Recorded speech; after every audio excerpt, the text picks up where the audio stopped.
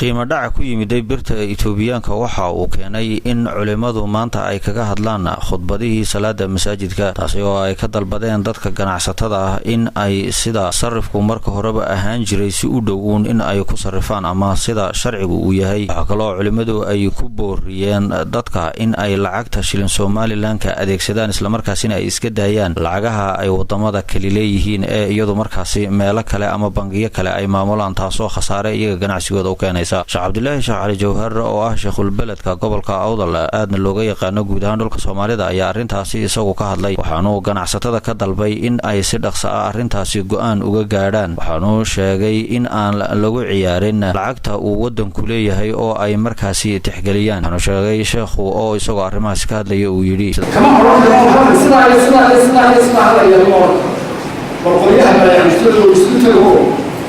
سنة نقطة كنا ورانا معنا، نقطة واحد نسوسني أتعرف عن كذي تعرف وداعي أنت مرات عن مجال وجه عن حاجة وقت الله واقعنا يحجي واقع أيوة مضي، وأنا كفاية من سنة مجال واحد صوت عملي، لكن يقول عن جل على أساس يومي يقول عن جل،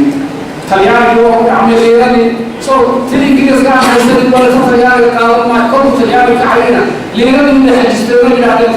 يجلس باص صوص على عم تليان هم استعمل الرواد هو العمل استعمل الرواد هو العمل شيء صومالي وكل البلاد هذا من الكل تنجيله ويامي وانا المباراه يعني سبعه يا الله كان مصر بيسي دولة القطرين الحين يقول العيال يقعدون على السلام وفي صوص على حتى استبعد وسلطان هيك الجاهل ما هي المرايب ولا كل الريق ولا الفائده انك ما شنطة كل إعلان كانوا مجالسين بقول دولار يسوع صرف معه أو قالوا لا أو يسوع تقول في دولار يطلع كانوا شنطة دولار مجالسين. oo kale culimada ayaa iyaguna masaajida magaalada ugu waaweyn intooda badan arrimahaasi ay ku soo qaadeen oo ay markaasi kaga hadleen in ay dadku ixtiraamaan ganacsiga iyo wax kala iibsiga qaabka uu yahay taasoo ay sheegeen in aan markaasi la isugu hoosaasinin isbedbedelka sarifyadu sida uu noqonayo.